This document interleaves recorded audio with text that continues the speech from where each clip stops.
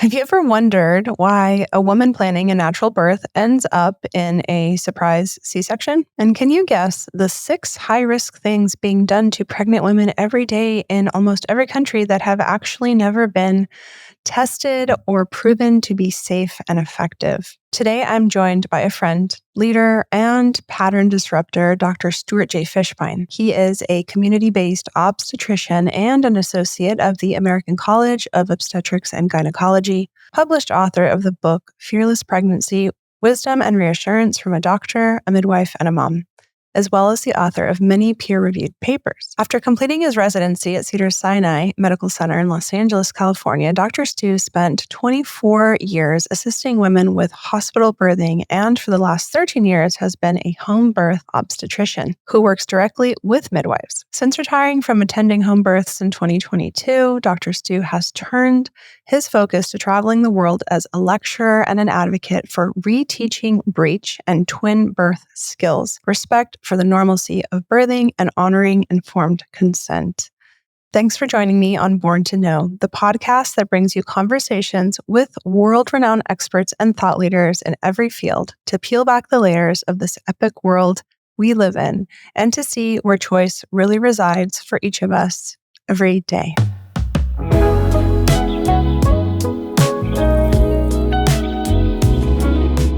Alrighty, it is a pleasure and an honor to be hanging out with you today. Thank you so much for being here, Dr. Stu. You're welcome.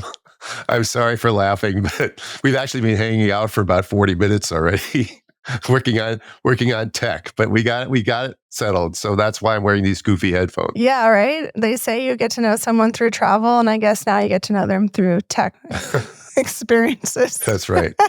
Hi, how are you? Oh, good. Everything is great, and I feel like we're already at the end of 2024. So much has happened. That's a very positive thing for you to say as you have a category 4 to 5 hurricane bearing down on your state again. Second one in 10 days? Second one in 10 days. I trust this process. I treat life like I treat birth. What's meant for me is meant for me. I can take inspired action, and the rest, I leave it up to the divine. So that's where I'm at today with this Cat 4 hurricane or Cat 5. We'll see. What's going on in your neck of the woods? Well, it's autumn, but it's still really nice here. We're in the high 80s at night. In the daytime, and down in the 50s at night. I'm in southern Utah, as people may know, and the weather's been great. Yeah, and you're about to speak at a conference there? Did I see that? Oh, there's a couple things going on. There's a local one here in Kanab. I'm speaking at the public library, which is going to be kind of fun for me, small group. And then the Birth Expo is a thing they have annually in St. George for Utah. But I just finished a long speaking tour where I spent 4.5 weeks in Australia. And I taught 6 seminars, 2-day Breech seminars to a very receptive group of wonderful birth workers there in Australia. And I learned a lot about what's going on in the world. In Australia is the same as is going on in a lot of other places with the birth tyranny that's going on. And the midwives who want to help women with their autonomy and decision-making are getting, deregistered and they're fearful and afraid because of Big Brother coming down on them. And the statistics of Big Brother's machinery is terrible. They have 40% C-section rates here, and they have a 13% VBAC success rate here, and they have 30% episiotomy rate here in Australia. And so I learned a lot of stuff. And then I spoke at the Convergence of Rebellious Midwives, which was a wonderful gathering put together by Melanie Jackson. And some of my favorite people were there, like Sarah Buckley, and I don't want to leave anybody out, but Kirsten Small and Rhea Dempsey and Hannah Dolan were all there. And then after touring, my daughter came for a little bit and spent 7 days with me as we rented a car and drove on the wrong side of the road and enjoyed ourselves driving up the Gold Coast, and then ended up in Melbourne, where I got to see the Melbourne birth community. I got to see the penguins come in at night, and we got to pet kangaroos and koala bears, and so it was a great trip. And then from there, I went to Montana, and I taught with the Go Midwife group there, which I've done for about 10 years now in Bozeman. And then I went on to, what's that? New faces every time. Pretty much a couple of the old faces are around. And then off to London, Ontario, where I got to speak at the Reclaiming Birth Conference with How was that? I got invited. Gloria LeMay and Billy Harrigan. So awesome. It's great, but there's a commonality going on that birth is under attack and our outcomes are awful. And the people that make the outcomes awful think that they should be the ones telling people with good outcomes like midwives how to practice and how to do things. And there's a battle going on and people are going to have to stand up and some people are going to get persecuted for that. I mean, they already have, obviously, like Gloria LeMay going to jail. But if you believe in something, you have to stand up. It's the time to try to collaborate with people who don't want to collaborate with you is over. It's over. And, if our outcomes were good, if babies were healthier than they've ever been, if mothers were happier than they'd ever been, if our C-section rates were closing in on what they were 50 years ago, if our birth trauma rates were in 30 and 40% with these meetings that they're having in the United Kingdom and Australia, and even Canada are having these gatherings to talk for women to express themselves about the trauma they've experienced. If those things were all better, you could say, okay, this model works. But this is the definition of insanity, is to take a model that's not working and then say, we're just going to do more of it. So that's what I learned. And my job is to essentially try to keep the skills of breech and twin birthing alive. And I've got a lot of experience with that over the years, both in the hospital. I have that unique perspective, as you know, that I spent 28 years working as a hospital-based doctor, and then a little over 12 and a half years as a home doctor. And so I have this unique perspective of how things go in both worlds. And most of the time, those two worlds are like siloed. They never meet. And the doctors in the hospital don't pay much attention to what goes on at home other than they think it's awful. Never, by the way, having no self-reflection and looking in the mirror and seeing how their statistics in their hospital are doing. And then we have hospital midwives who are sometimes overzealous about their condemnation of the hospital system.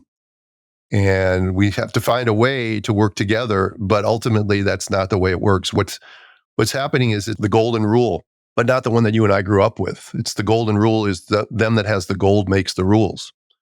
And right now, the medical model is delivering, in my country, 98.5% of women are delivering in the hospital. And you can't blame the horrible, what I think are terrible statistics and outcomes on the fact that 1% of women are giving birth at home. And yet that seems to be the focus because no one wants to be, self-reflection is not one of their strong points. No, it's not. And I mean, this is actually a question I was going to say for later in the conversation, but we're diving in now. And I come into contact with so many women and couples who start out with the perception that birth is safer in the hospital. They perceive the hospital as a place where death can be prevented, right? But they don't consider that although there are the resources to prevent death, there are a lot of interventions that make the experience, in my perception, highly dangerous, right? Access to hard drugs, fentanyl, Pitocin, magnesium sulfate, those are hard drugs. They have serious side effects, vacuum extraction, C-section. These are all things, just a small handful of examples that leave women feeling disempowered, traumatized, disconnected from their experience. So because of their definition of safety being avoiding death, they then sacrifice what could be an empowered, safe, non-traumatic experience. So how do we redefine safety? Like, how did we arrive at the definition of safety that we have now? Because most women say, well, at least I made it out alive. Like, I should be grateful, right? Yeah, I'm sorry I'm laughing at that, but if that's how they view childbirth, we've really done a number on women. The medicalized birth model over the last century has really done a number on women thinking that their bodies you cannot function without medical intervention. Safety is a tough question, Ayla, because safety is, there's no such definition. There's no single definition of safety. And in a minute, I'd like to get into the fact that there's no single definition of high risk either. But let's just talk about safety initially. So safety is dependent on most people's life experience and what they've been exposed to. And if you grew up thinking that the doctor always knows best, and you live in a world where you think that modern medicine has created miracles, which it has, then you extrapolate that to mean that everything that a doctor tells you must be the best choice for you. And that's where the mistake is made. And if that's your definition of safety, then who am I to try to talk you out of that? But you are going to find that actually, just based on what I said earlier, the fact that the outcomes in hospitals are not good. They're far worse than they were 50 years ago. So why is that? And the medical system would like to say, well, it's women are older, women are sicker, women are fatter, women are, it's like really easy to just blame the victim for the problem, but that's not the case. Birth is a very safe thing. Nature designed a system that works very well most of the time if you don't meddle with it. The problem is the medical model does not know how to leave a woman alone in labor. In pregnancy too. Yeah. From the moment you conceive, you're sort of based it in this could go wrong or that can go wrong. You have what's called a problem list on your prenatal record. And, the very first problem on your prenatal list is what? It's that you're pregnant. How do I know that? A couple reasons. One is that the American College of OBGYN says that in some of their guidelines, they say pregnancy itself is a high-risk condition. And I'm not taking that out of context. But if that's the prism by which they see pregnancy, then you understand that. So the other way you know that is something that's subtle that happened to me one time when I was taking a history. And when you take a history, you ask about why they're there, and then you go into meds and allergies and past medical history and past surgical history. And when I got to past medical history, I said to her, like I'd said 1,000 times before, do you have any other medical problems? And she looked at me and she goes, what's the first one? And I realized that even after 30 some years of practicing and probably 5 or 7 years in home birth already, that I was still considering in my brain that pregnancy was the first medical problem. And it isn't. It's a normal bodily function like breathing or digestion, and you don't have to think about it, thank God. I always say it's a symptom of sex, pregnancy. It's a side effect, yeah. It's a symptom of sex. No, it's a normal bodily function to grow a baby. You don't have to think about it. And when you start to think about breathing or digestion, you can mess it up. You can hyperventilate. You can have diarrhea because you have to give a speech or go to court or you have a meeting that your boss is going to give you a review, and you're nervous about all that, and so your stomach gets upset. That's your higher brain screwing up your lower brain. So where do you feel safe? Well, I would say for the general population, most people feel safest in their home. That's why people, even in a hurricane, don't want to leave their home. They feel like they want to defend their home. It's my safe spot. It's my sanctuary. It's where I want to be. And that's where people feel safest. Now, when it comes to giving birth, some people will say, well, I don't want to do that. It's too messy. What happens if? And so they go to the hospital thinking that the hospital is safe. And for me, it's not to convince them that that's not true. But what you said earlier is true, is that when you go to the hospital, you are no longer able to labor physiologically. It's not possible, because you will be interrupted for protocol dictated procedures that have to be done. You will have questions asked of you. You will have to answer them. You will be put on monitors and in a bed. Thus, the bed becomes the center of attention in the labor room. If you ever walk into a hospital labor room, what's the center of attention? The bed. If you ever go to a home birth and a woman's in active labor, how often do you find her laying in bed? Almost never. Yeah, almost never. So that's a big difference right there. And they're constantly watching you for something to go wrong. Whereas in the midwifery model, they're constantly not watching you. They're constantly sort of, like my friend calls them, ninja lifeguards. They're off listening and quietly not intervening upon you. And they're listening for things or checking for things that might go wrong. And then if they do, then they will step in. But otherwise, they're assuming that everything is going to go right. And in the hospital, they assume that things are going to go wrong in any moment, and therefore we have to do all these things. You need an IV just in case. You need your blood sent to the lab just in case. You just sign a consent form on admission for C-section just in case. I mean, think about how this sets the mindset of the pregnant woman when she comes in. You change into a hospital gown in most hospitals. Some are waking up. But what does a hospital gown signify? It signifies you're a patient. Why do you have to change into a hospital gown? Why can't you wear your own jammies? Why can't you wear nothing? You're in labor, for God's sakes. You don't need an IV. You should be able to eat and drink. When I talk about this, I often go off into the talking about mammalian birth and how what we do to the human female is antithetical to nature's design in every fashion. And we would not do any of these things to our own pet if they were in labor. So And people say, well, we're different than pets. Well, not really. The only thing that's different is we have a higher cognitive brain, which is actually a detriment to labor. Right. Holding all the As I said existential earlier, fear. gets in the way, right? So it shuts it down. When an animal senses fear or is interrupted, they put out a hormonal cocktail that causes their labor to stop so they can get up and they can run away. So when a woman senses fear or anxiety, her labor often becomes dysfunctional. And then in our, move them along society, if your labor slows down and you're already at the hospital, they're going to want to do something for you because the job of the hospital is to get you in, get your baby out, and get you out. And how that happens and the story that it tells that you experience while you're there is not their concern. It might be the concern of your individual nurse or your individual doctor, but it's not their concern overall. It's not the concern of the system whatsoever. So safety is one of those things where, like, a lot of men, partners will say, well, they're worried about safety and cost generally. That's what men worry about. I've learned this over the years. And so, but men think that safety is because you have an operating room down the hall. The problem, of course, is that even if you have an operating room down the hall, that doesn't mean you have the necessary personnel to staff that operating room readily available for you should there be a problem.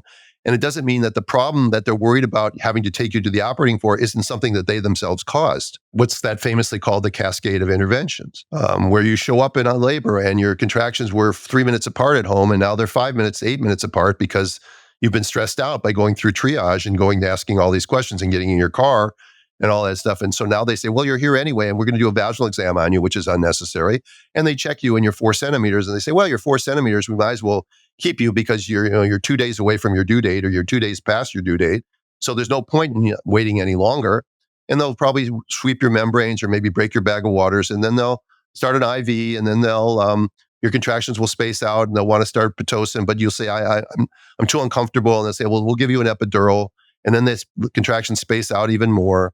And then they give you Pitocin, and then your baby doesn't like it anymore. And your baby doesn't like and then doctors don't like the pattern of the baby's heart rate. And they do a C-section and they get a baby that comes out that's perfectly fine. But everybody thinks they did a great job by rescuing a baby. Yeah. Thank God they were there, right? But the whole thing, makes me breathless to go through this because I try to say it without taking a breath because it becomes that sort of panic scenario. And here's the thing, though. Hospitals with newborn intensive care units often have a lot of 7-pound babies in them that came into the hospital inside their mother perfectly healthy. And somehow they ended up in the NICU. And there's no explanation for that. What? I mean, there's got to be, right? I mean, what would you say? Is it the... No, they're saying they're saying they can't figure out why that happened. Right.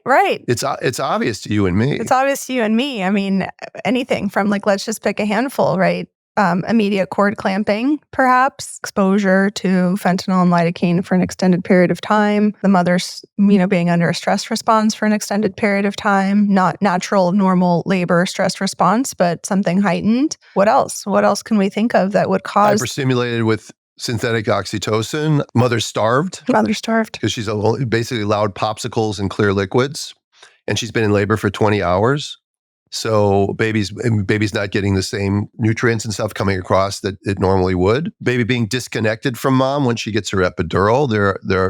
I have theories about how that happens. We see it not uncommonly that baby's heart rate patterns change after mom gets an epidural. Again, immobilizing a mom, not allowing her to help her baby in any certain way, laying on your back can affect how your blood flow is to your pelvis. So there's lots of reasons why that happens. And then the baby comes out with a little bit of floppiness. And because they have a NICU team or a pediatric team available, they hit the button on the wall and the team comes down and the baby turns out to be fine. But now that they've had to intervene on the baby, they say, you know what? We need to watch the baby for a while.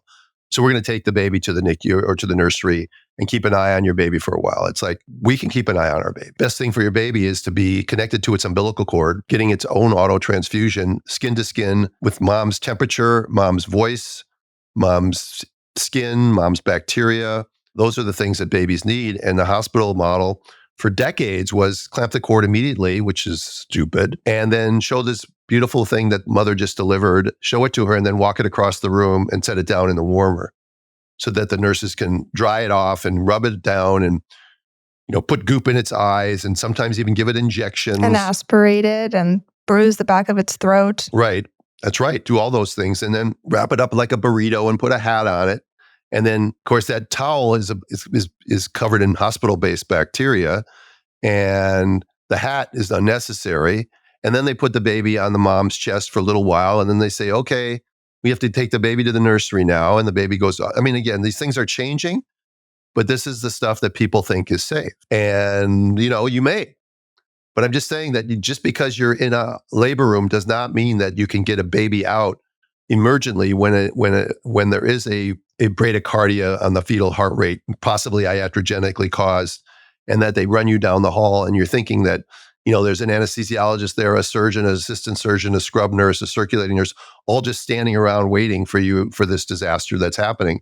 And that's not the case. And sometimes you don't have a lot of time. So the best thing to do is to avoid that situation in the first place. What's the best way to avoid that situation in the first place?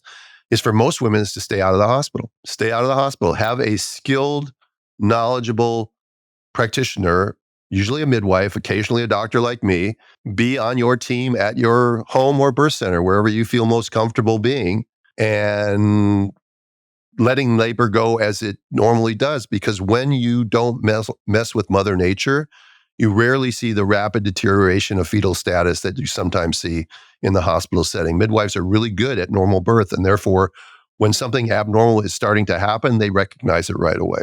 And most of us live in areas where we do have access to a hospital that's not more than 15 to 30 minutes away. And that's plenty of time when something's not emergent.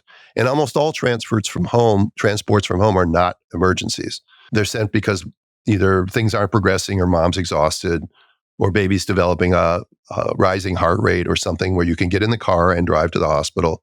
And then that's when the hospital has use. And the problem is, of course, that's maybe 15% of the time. But if we took 85% of births away from the hospital, which I would love to see happen, and then hospitals couldn't keep their doors open anymore as far as their obstetric things. So there is this dilemma where we need to figure out a plan to work together with these people to try to come up with a better way of doing things.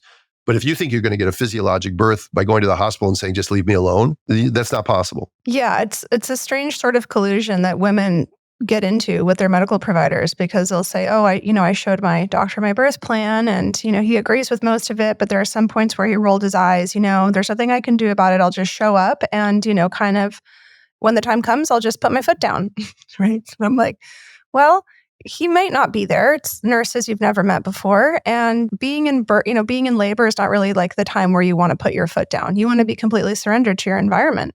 Right. And so this is not the time to get into a back and forth about, bathing the baby or not bathing the baby, the IV or not the IV, the het block or not the het block. So why go into a situation where you're going to have to fight for your autonomy? And if you are, then do you have an equipped partner, husband with you to do that on your behalf? Because it really shouldn't be the role of the woman to do that in that space. I think so many women, from my experience as a doula and a birth educator and doing a lot of prenatal planning and all that with my clients, they want this natural physiological experience. However, they've heard so many stories of lives getting saved in hospitals. And once we go through this whole, explanation of how they were caused by the environment itself, right? These complications were actually caused by the environment itself, they start to see that those stories really come from electing an epidural, electing an induction, electing things that were not necessary, but that birth actually is a lot safer when you're out of the environment. So I think it's just an unlearning and a relearning that has to happen. It has to come from the woman. I don't know that these institutions are ever going to collaborate with us. I think it's more about the woman on a ground level changing her perspective, one woman at a time, right? So everyone's big questions are, what are the emergencies? What are the things you can detect, right, towards the end of the pregnancy, for example, or even in the pregnancy midway, that would qualify a woman to work with a high-risk specialist, which is what I've always considered an OB to be, is a high-risk specialist. There are I don't even know if there are more than one of you, Dr. Stu, in the world, because you're one of the few people I know who, you're a physician and you see women in the home and you're assuming everything's going to go right until it doesn't, right? That's your perspective. But I don't know anybody else like that. Maybe Dr. Bradley, who, I studied the Bradley method over 10 years ago, but he believed that too. So, and but how do women build that discernment within them? How do they, they're at a crossroad, right? At the beginning of the pregnancy. I've been told I have a condition. I've been told that I'm, 37. I have a geriatric pregnancy. I need to watch things more closely. how in that moment do they develop that internal, what I call the internal masculine, that discernment to say, I'm going to try something else. I'm going to get another opinion. I'm going to unlearn this. How can they do that? Today's culture, it's not easy to do. You've painted a real dilemma that truly exists out there, because our culture has taught women that pregnancy is very potentially high risk. And it's very unlikely for any woman who goes through an obstetrical model of care to come out of her pregnancy without some label at some point that there's something wrong with her pregnancy. Whether it's pregnancy itself, or whether, as you said, she's over 35, or she's short and her husband's tall, or she goes beyond her due date, or she has mild hypothyroidism for which she's taking low-dose levothyroxine, or an ultrasound, everything looks fine, but the baby's a little on the small side, or the baby has one isolated left ventricular echogenic focus, and this is something that doesn't really mean anything, but we want to see you back in 6 weeks, and then we're going to follow you. Or you're over 35, and that means your placenta could give out, so we're going to start testing your baby at 35 weeks every week, which of course makes no sense because the testing isn't set up to be every week. It's set up to be twice a week. So when some doctor tells you you need testing once a week, they're telling you don't need testing is what they're telling you. But they don't see it that way because they see pregnancy as high risk in general. But high risk is not a number. A woman over 35 is not high risk. Right? A woman who's 40 weeks and 6 days going on 41 weeks is not high risk. A woman who has mild hypertension or well-controlled diabetes does not have to be called high risk. Right? High risk is not, again, I want to reemphasize this, high risk that I've determined in all my meanderings through is not really a number. High risk is something that makes the doctor uncomfortable. Because the doctors will be more comfortable with things that carry more risks than other things which they will label high risk. For instance, which is riskier? Having a woman be over 35 or inducing her labor at 39 weeks, which carries more risk? Yet they'll think the 39-week thing is fine, but the woman over 35 is high risk. Which carries more risk? Having a VBAC or having a repeat cesarean section? Think about it. Which carries more risk? They'll tell you the VBAC carries more risk. I would tell you that the C-section carries more risk, especially if that woman wants a third baby or a fourth baby. But they won't, they don't look at it like that. And here's one that somebody sent me, or I saw it on a meme once, which makes me laugh hysterically. The American College of OBGYN thinks that it's safer to give a woman 6 vaccines while she's pregnant, none of which that have ever been tested for safety in anyone, let alone in pregnant women. Violation of the precautionary principle, which is you never give experimental substances to pregnant women. We're talking about the flu vaccine, the COVID vaccine, the DTaP vaccine, which is three vaccines, and the RSV vaccine at 32 to 36 weeks. So they think it's safer to do that. But they tell a pregnant woman that she should probably avoid any alcohol, sushi, or raw milk. So I got you laughing about that one. I mean, think about it. Let's inject at least I know that the DTaP and the it has 400 micrograms of aluminum in it. I know that the mRNA has who knows what kind of damage it's doing. Right? The flu vaccine hardly works at all, and if it's from a batch flu vaccine, it has mercury in it. If it's a singular dose flu vaccine, then it doesn't have mercury generally. You can check with that if you're going to get a flu vaccine. And I'm not telling you not to do it. I'm just telling you I would never do these things while I'm pregnant because there's no safety testing. I mean, there's no safety testing when you're not pregnant either. But if that's a choice for your own body, but putting this stuff in your body when you have a fetus developing inside of you, and that's okay. But drinking raw milk or having some sushi is not okay. You gotta be careful with that. Or like avoiding going to the nail salon. There's so many, how are we gauging the level of safety, right? Well, I hate going to the nail salon anyway, because I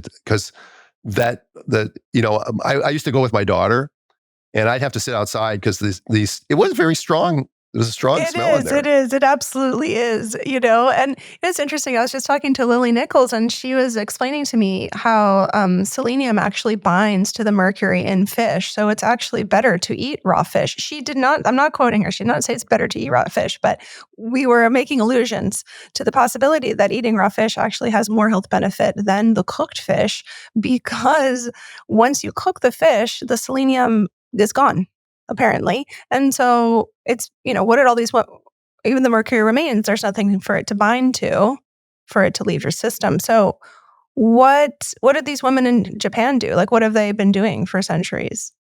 And what have They're having mutant babies constantly. and the women in France eating the raw cheese and the raw honey and drinking wine at every dinner meal, stuff like that.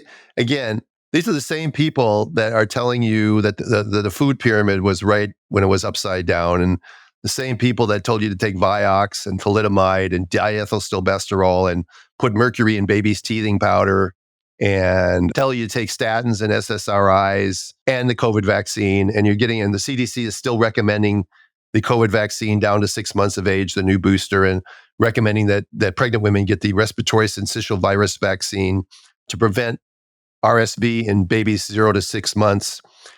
They don't tell you, by the way, because I looked into this, and like the pertussis vaccine, all right, they want you to have it ahead of time in case your baby would get pertussis before it can get its first vaccine against pertussis. So the question is, for many things like this, is like, well, okay, so we want to prevent RSV or pertussis in newborns. How many unvaccinated newborns get pertussis and RSV to the point where they need to be hospitalized and or die? Wouldn't that be a number that a parent should want to know before they decide to give all pregnant women this? But no, because you know why? Because there's no money in not giving vaccines. If there was an RVS code, which is a billing code for not giving vaccines, then doctors would probably be more likely to not give vaccines, but they can't bill for that. For some people, that what I just said will just sound outrageous, but I'm telling you, it's true. Doctors are given incentives to give these vaccines. They have to know that there's no safety testing. If they don't know there's no safety testing, that's on them, right? We weren't taught about vaccines other than what a miracle they were in medical school. That's what we're taught. I think that's probably still what's taught now, because medical schools, by the way, are pretty much run by who?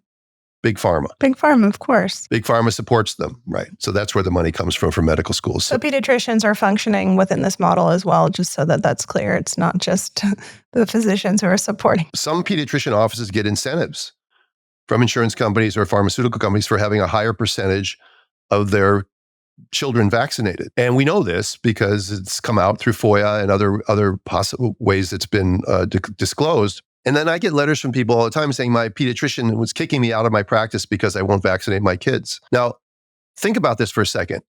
If you get a bonus for the percentage of kids that are vaccinated in your practice, then one of the things you can do is vaccinate more kids. The other thing you can do is kick out kids from your practice that aren't vaccinated.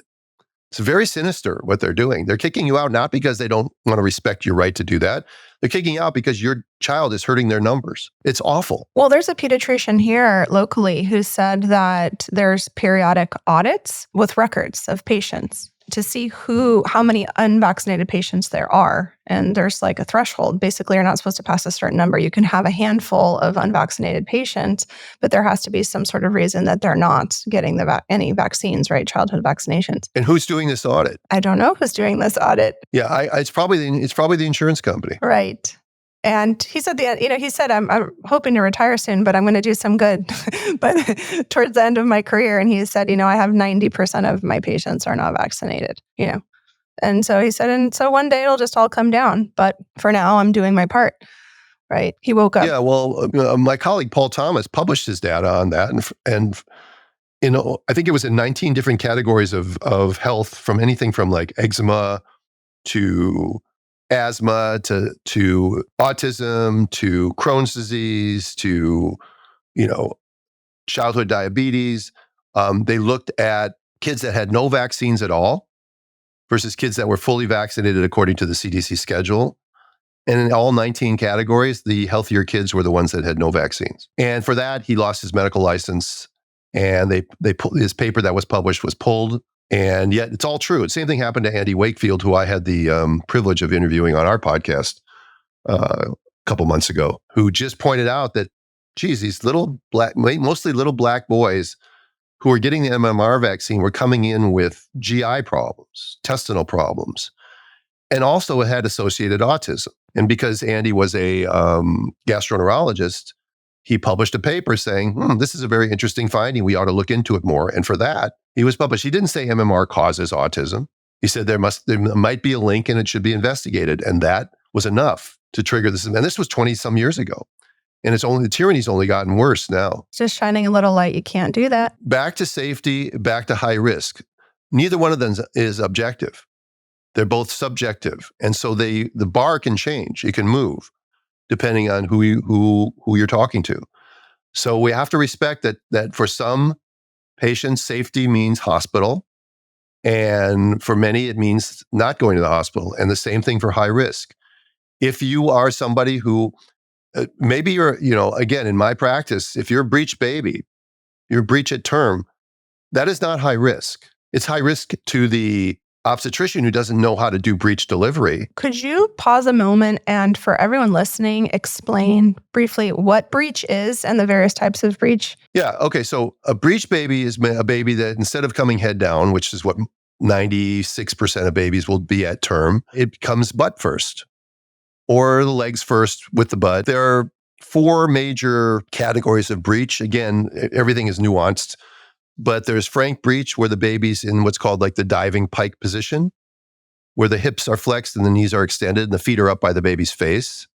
That's the most common type of breech. Probably 75-80% of breeches are going to be frank breech at term.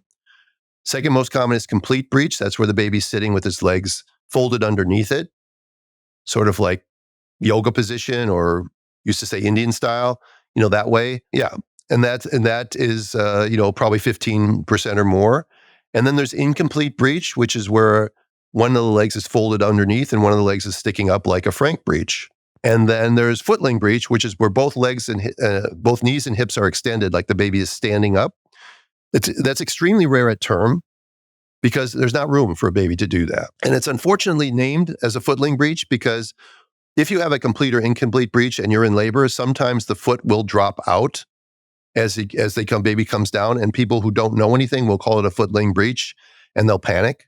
Well, they'll panic with any breech, but they'll panic more so because footlings, theoretically are harder to deliver because they can fall through an incompletely dilated cervix. But that is not the case at term. Yet my colleagues know very little about breech birth. They've basically learned in the last 25, 30 years that breech is dangerous and all breeches should be done by C-section. And the data does not support that. There was one outlying paper that did, and that's the one they chose to do, and that's something we call confirmation bias. They chose the paper that supported the way they want to practice. Why do they want to not do vaginal breech delivery? 1, because they're worried and they're scared and they're untrained, and 2, it's easier to do a C-section. You can be in at 7:30, out at 8:15. The pay is a little bit better, possibly, but the pay for the hospital is a lot better. And they're not training doctors, so they're very nervous about it. And if they're nervous about it, they're going to project their anxiety onto the women of our country, and then the women of our country are nervous about it. And so it's gotten labeled as something that's dangerous when it's not. The Royal College of OBGYN has the best statistics on this, and the instance of neonatal death with a breech birth at term is about 2 per 1,000. And the instance of neonatal death with a head-down baby at term is about 1 per 1,000.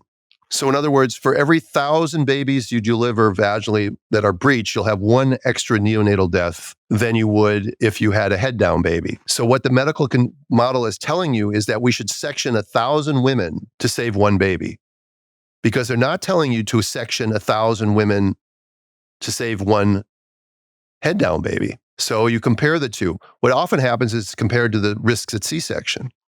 And the risks at C-section are less. They're about 1 in 2,000 babies will die from a C-section, but so will 1 in 2,000 mothers will die from a C-section. And then if you do a C-section on a breech baby, if it's a mom's first baby, and you want a second baby, you've now done nothing but pass the risk that you saved on the first baby to that second baby and all the mom's future babies, because now they have the scarred uterus issue and the whole VBAC issue and the ruptured uterus issue and that whole issue. So breech, what used to be when I was training, and I trained in the early 80s, it used to be just a variation of normal. And as a matter of fact, we used to like them. We used to fight for who's going to get the lady in room 6 with the breech baby. Who dropped that? Because they were fun to do. Who dropped this idea in? Like, who decided that that was going to be removed from your training? Well, it's blamed on a paper that came out in 2000 called the Term Breech Trial, but it had already been on the way out. I think the Term Breech Trial was just a paper that someone said, we need a paper to convince everybody to do what we want to do. And that's what they did. I think the Arrive trial for the 39-week thing was the same thing. I have evidence for that, but that's another topic for another day. But yeah, I would love to have that conversation. But do you think this was all just a push, kind of like getting everything into the corner to be classified under the umbrella of necessary for a C-section? I mean, just if we're going to say like, these are the conditions for allowing a normal, a vaginal birth, and then everything else is slowly going to get pushed into the umbrella of requiring a C-section. yeah, I think what happened was there were probably some bad outcomes with breech babies that scared academicians and scared insurance companies and risk managers, and probably because the people doing the breech deliveries didn't know what they were doing. So it wasn't the fact that the baby was breech; it was probably the fact that the people that were attending them were unskilled. And so they had a bad outcome. So they just said, well, let's just section all breeches and we'll get them out before and what really was frightening about that, and there are stories abound that women who came in with the baby starting to come out with the butt or the feet coming out of the vagina, and they pushed the baby back up inside to do a C-section on the baby, where they still have to deliver the baby breech. They're just doing it through the abdominal incision instead of the vaginal opening. Again, the logic behind this just escapes me. I think they can, whatever they cut open, they can make bigger and they can get a baby out, and they can always sew the mom up. And again, there's no concern for what the mother's feeling or mother's thinking. There's only fear. These are fear responses. Get the baby and get a live baby in the bassinet is my signature statement that I say that's all that matters to them, and how the baby gets there is not their concern. What happens to that mother and that mother's future babies is not their concern. And again, I'm not saying the individual nurse or doctor doesn't feel that concern, but the individual nurse and doctor now is just a cog in a wheel. They're no longer, I mean, one of the worst things that happened in my lifetime was seeing doctors become employees. I mean, doctors could have been arrogant son of a bitches, 30, 40, 50 years ago. There was a God complex, and that was true. But at least they were responsible for the women, or the women that they were taking care of. And the consumer, went to that person, and that person, they made a transaction, and that person was then therefore their practitioner. And that person was only responsible, that doctor was only responsible to that woman. When doctors became employees of hospitals, they now were a salaried position, working a shift, and they had an overlord who could now tell them, our policy is we're not letting anyone go past 41 weeks. So you need to counsel all the women that need to be delivered before 41 weeks. Even though that doctor may have known that there's no reason that this woman needs to be delivered before 41 weeks. If that doctor honors what that woman wants to wait, he's going to get in trouble. He's going to lose his Christmas bonus. He's going to get yelled at. He could get fired, or she. So doctors now had their fiduciary duty conflicted, because am I responsible to my patient, or am I responsible to the person paying my salary? And that's a big issue. And unfortunately, the patient loses most of the time, because because courage is the least common trait in humans in 2024. So many of us lack the courage to stand up and fight. It's very easy to put a hashtag up and say, hashtag this, that, or the other thing to all your sycophants on Instagram and feel like you've done something virtuous. But it would be much more virtuous for you to go to a group that doesn't disagree with you. That doesn't agree with you, and have that same conversation. Yeah. And the problem is that those people generally won't let you come. Like, I'd be willing to speak to anybody. I look at the political system right now. I look at RFK Jr. is willing to speak to anybody who will listen. Whereas you have the other part of the Democratic Party who basically kicked him out. They don't want to speak to anybody unless they're a sycophant. Wouldn't it have been nice? Wouldn't it have been nice back in 2020 and 2021 when COVID first hit, if President Trump and then President Biden had said to Fauci and to Deborah Birx, I've just got ordered 2 hours of national television time, and we're going to put you two on with Peter McCullough and Jay Bhattacharya or Robert Malone, and we're going to have a national debate monitored by, somebody from CNN or from Fox or whatever. It doesn't really matter, or monitored by the press secretary or something, and we're going to have a national debate so that people can hear your side and the other side, and then they can make a decision for themselves. Wouldn't that have been the presidential thing to do? So wouldn't it be nice if the people who think that the hospital model is so great were to be able to sit and have a conversation with people who think the hospital model isn't so great, and have a point-counterpoint discussion? But the people in power will never do that. They will not sit, because Because quite frankly, their positions and their outcomes are indefensible. They are indefensible. If you look at the outcomes of where we're at right now with more chronic illness in children than we've ever had before. Now, there could be many reasons for that, but one of them is how we start in life. It does parallel the rise in C-section rate, the rising placenta accreta rate, the rising postpartum depression rate, the rising rate of, the effect on the microbiome, the fact that inductions are now 30, 40% of all pregnancies. Less than 50% of women go into labor spontaneously in 2024.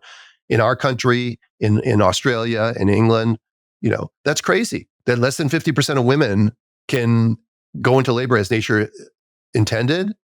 And in some countries, 40, 50, 60, 70, 80% up to are having cesarean section. And a lot of people say to me, well, what's wrong with this? We have a live baby, they're healthy, they're functional, right? But then our definition of a healthy child is so subjective, and we have women who are functional and just underneath the surface, highly traumatized and barely getting by, don't want to have any more children. And if they do, they don't want to be a participant in the process because of the previous experience they had. So when people say, well, what's wrong with that? So what? So what if women are medicated? So what if babies are medicated? So what if the woman is induced?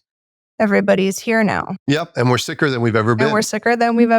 We're more disconnected, dissociated than we've ever been, right? The addiction to everything is on the rise, to technology, pornography, certain behaviors, right? The nuclear family is completely disconnected. And for me, it's the way that we're birthing. I mean, we have the power to shift that. We have the power to make a different choice. And you've been on the other side of the consultation desk for so long, right? What is it in a woman where what is it in her that wants to put all the power in her doctor's hands?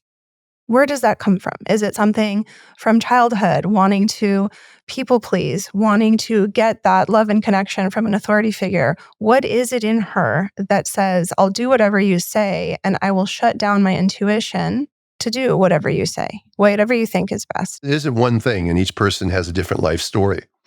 But the leading motivator is fear. And again, fear is something there are innate fears that we have. We know instinctually. We don't have to be taught that if we're being chased by a lion, we should run.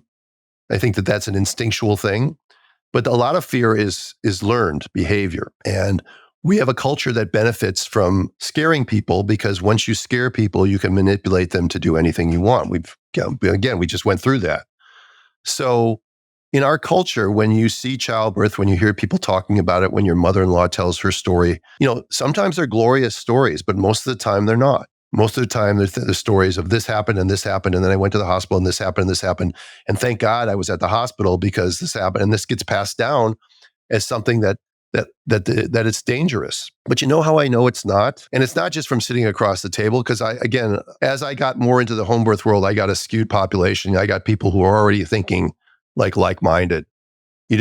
People who are very scared are not going to be looking for home birth options. It's just not the case. But you know how I know this is because there are cultures around the world where the things that you just described are not true. There are cultures like the Amish population, for instance. The Amish population don't have social media. They don't read newspapers. Women talk to each other, they tell stories. It's a rite of passage for them. An Amish woman may even know somebody in their community who passed away from childbirth, yet they have no fear of childbirth, or very minimal fear of childbirth, because they know that their bodies are designed for this, and it's their right. As Rachel Reed writes, it's a rite of passage for them. Same thing goes on in women from third world countries who live, when I used to meet women came up from El Salvador or Guatemala or Nicaragua, right? Very uneducated, but again, very comfortable with the fact they were pregnant and had their babies, hardly ever complained, just went through it. And then you take the women from the Upper East Side of Manhattan or the West Side of Los Angeles, and they are freaking out. Because, and then you get the people that say, well, you would never have a tooth pulled without Novocaine. Why would you have a baby without an epidural?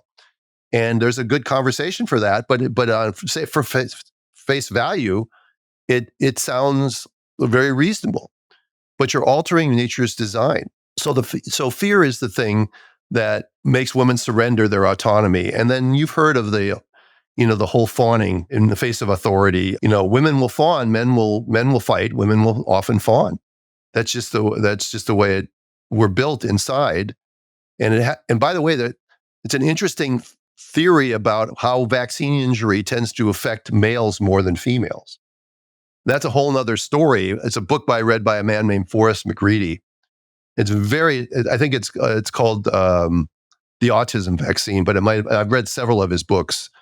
And he talks about, the way when you get injected with a needle, your fight and flight response goes on, especially if you're 2 years old, right? You're being held down. So a boy, when he's held down, wants to fight back. A girl, when she's held down, may want to fight back. I'm not saying that, but most of the time they'll just surrender. So if this is a neurotoxin, maybe it's affecting the males differently because their brain and something's different going on in their brain. This is a theory that he has. Chemically different, of course. Dr. Hamer talks about this with German New Medicine, which is why there are these full body rashes or different reactions that occur in newborns when they're vaccinated, simply because it creates a psycho-emotional conflict of being violated. I mean, just the prick, just being held down, even during circumcision as well, it creates the psycho-emotional conflict of a violation. And therefore, the skin will react because the skin is the first barrier that we have, the first defense that we have between ourselves and the outside world. And so that will get triggered every time that child moving forward feels violated or that their boundaries are overstepped. That same rash, the same outbreak will occur. And then they'll think it's a chronic issue due to God knows what, but really it's from the original violation conflict that happened at the time that that first injection was given, the Hep B at birth, or even the PKU prick, the heel prick, anything like that that causes a violation to the skin, to the system, to the body, will create that emotional conflict. And I think what listeners ought to understand is that whether it's large or small, whether it's visible presently or maybe 10 years down the road, every time you intervene in Mother Nature's design, there will be ripple effects. There will be downstream consequences, some of them insignificant. Some of them we don't understand. Some of them may not be determinable for 10 or 20 years, but there will be downstream consequences. And when they study a drug like hepatitis vaccine for newborns, they study that drug, I think, for 48 hours, all right? I might be wrong, it might be 5 days, but either way, it's either 2 days or 5 days. And then they deemed it safe. And when you see that kind of gaslighting, you have to understand that there's no way that you should trust anything that they're telling you. If they're not standing up and saying that there's something wrong with that sort of a way of testing something, because you're not looking downstream.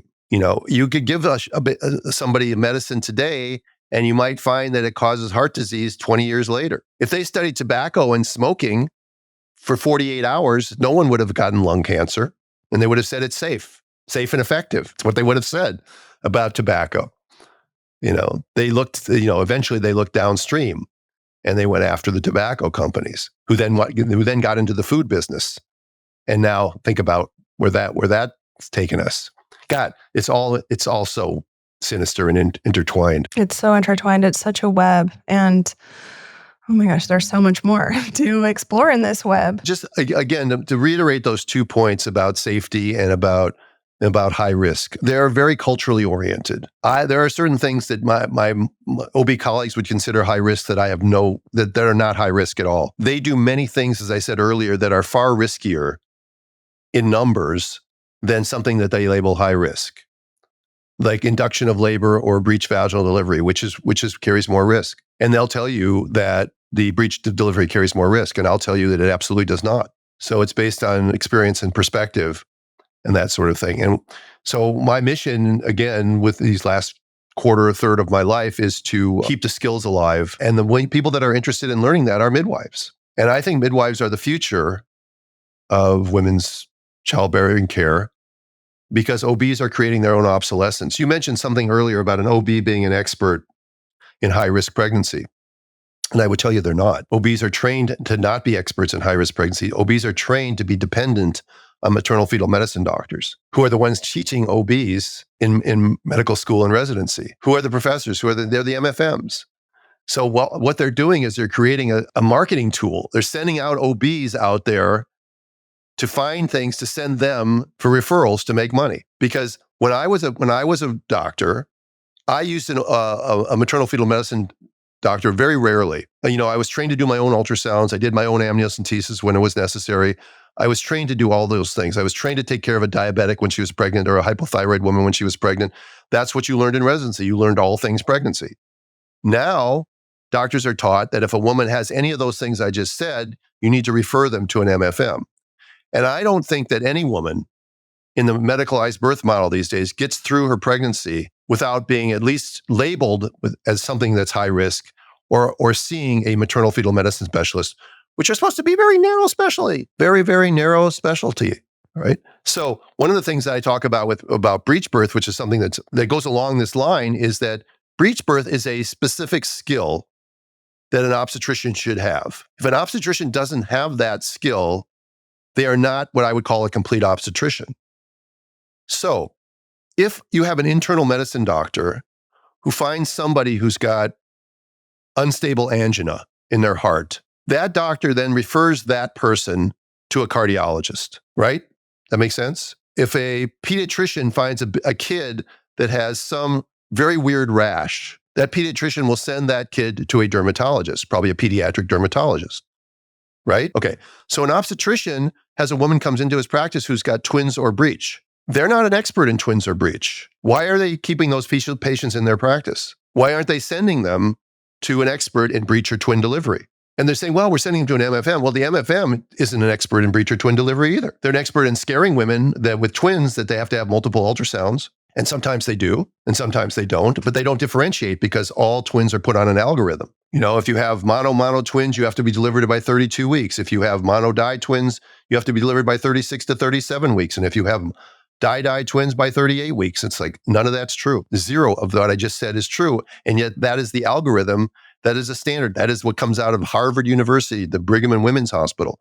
That's their standard. And who's going to go against Harvard? Right. So twin delivery is also a dying art form, just like breech delivery.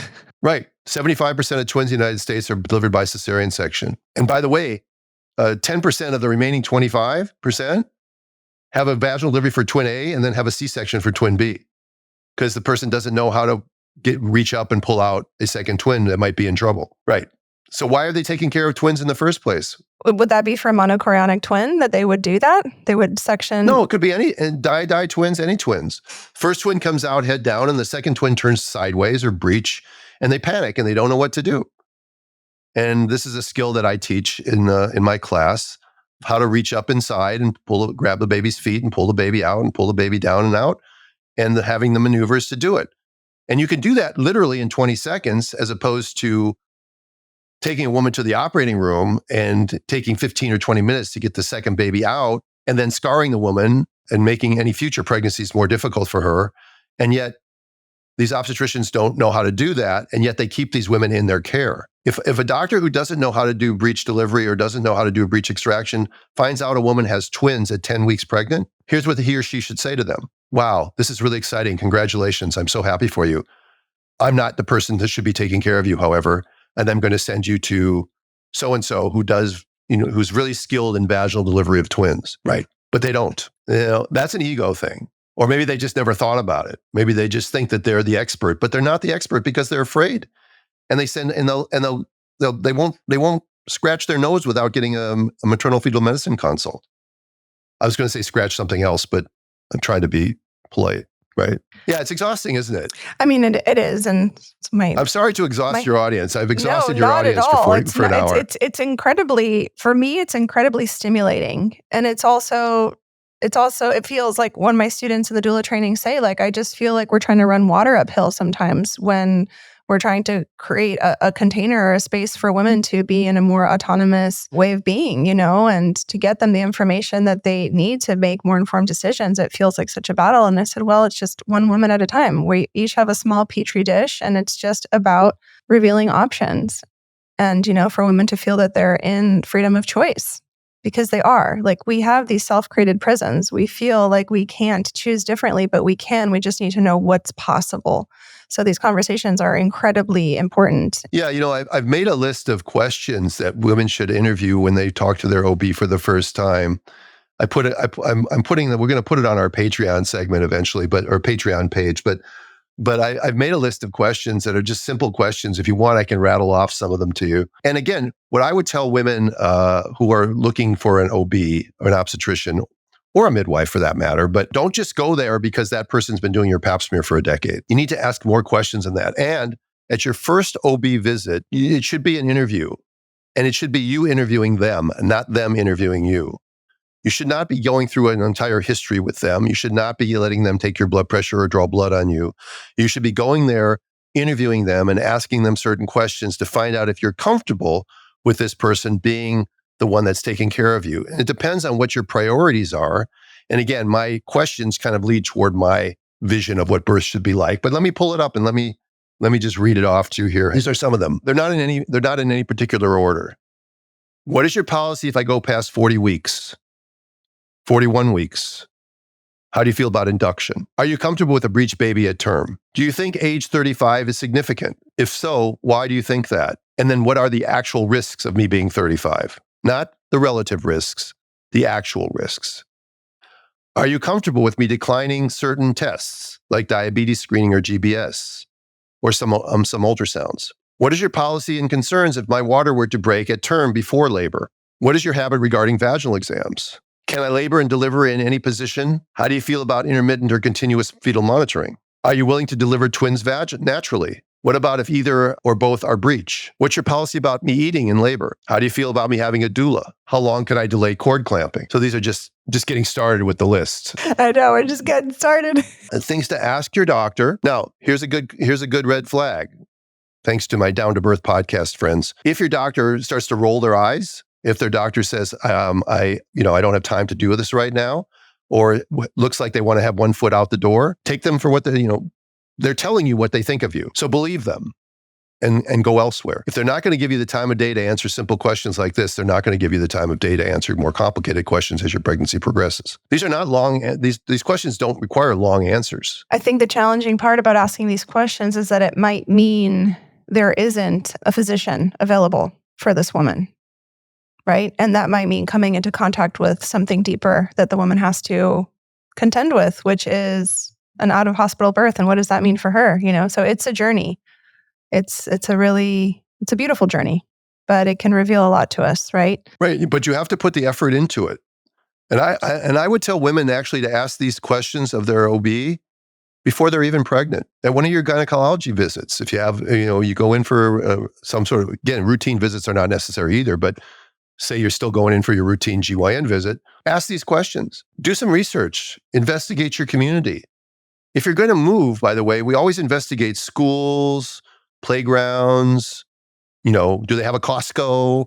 That sort of thing. We look, but we often don't look at what's the hospital like there? What's the labor? Do they have a labor and delivery unit? What's their C-section rate at the hospital? Maybe even go visit. If you're going to have kids and you're going to raise them in that neighborhood, maybe go visit the charge nurse and talk to the nurses in labor and delivery as part of your, interviewing process. It's not, and maybe put some money aside for it as well. Everybody's heard the wedding analogy by now, where you save money and you pay a fortune for your wedding, and you get to pick out everything that you want. You pick out the cake, the color of the napkins, you invite people you like, you pick the venue and all that stuff. And, but for your birth, which is the probably more important event in your life, you relegate that to a third-party payer.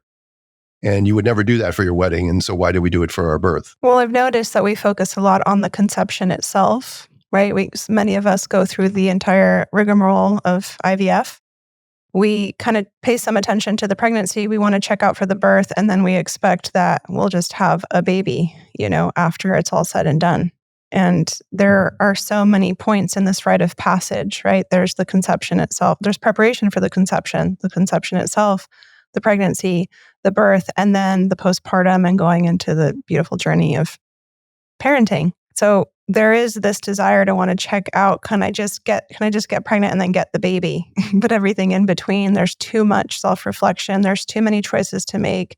It's too scary. It's too painful. And so are you seeing, or, over the decades of your practice and doing this work, have you seen that there is a direct relationship between the way the woman approaches her pregnancy and birth to postpartum depression and the way she experiences her early parenting journey? Of course, I couldn't quantify that for you, but I just know that how a person is treated, whether it's in pregnancy or whether it's at a restaurant or whether it's on a dating app, matters. It matters to how you perceive things and how you respond. When you're treated with dignity and respect, even if somebody tells you that they disagree with you, you can have a respectful conversation. I mean, a great example of that is my podcast. All right. Bliss and I disagree on a lot of subjects, and yet we're able to come together because we have a higher mission and a deep respect for each other that transcends the pettiness that can happen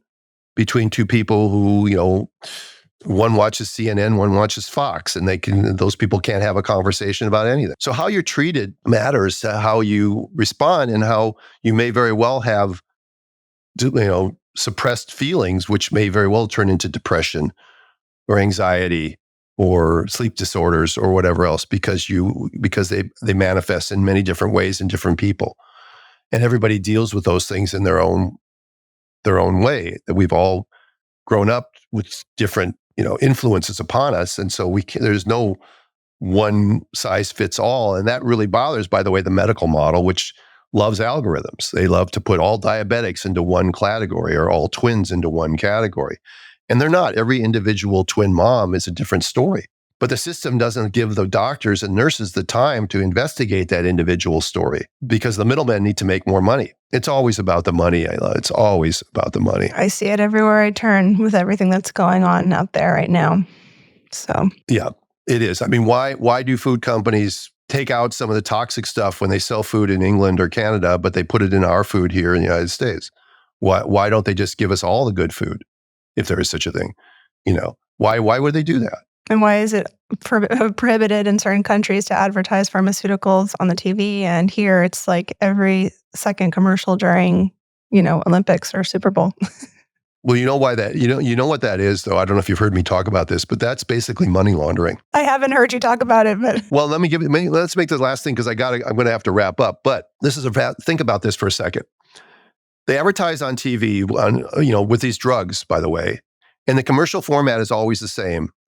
It's some woman or old couple or man, playing tennis with their grandchild, and then suddenly something's wrong, and they grasp their chest, or their breath is bad, or who knows what it is. They got heartburn or whatever, and then they talk about all the side effects in rapid fire speech about the bloody diarrhea and all the things you shouldn't be doing, and then they show the same person now playing frisbee or tennis with his grandson again, and everything is just great. That's the format. But the drug is a drug that you can't even pronounce. Look at the names of the drugs they give you. Do you think anyone's going to remember to go into their doctor's office and say, I want that drug? No, they're not going to remember that drug.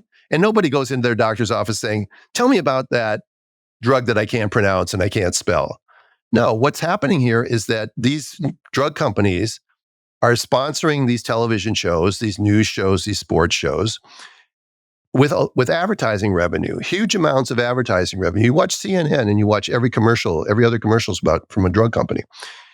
And then suddenly say there's a bad story about a drug. And the pharmaceutical company says to CNN, I'm picking on CNN, but says to CNN, if you run that story, we're going to pull out our advertising. Now, if you make 90% of your advertising from big pharma, you can't afford to have that happen.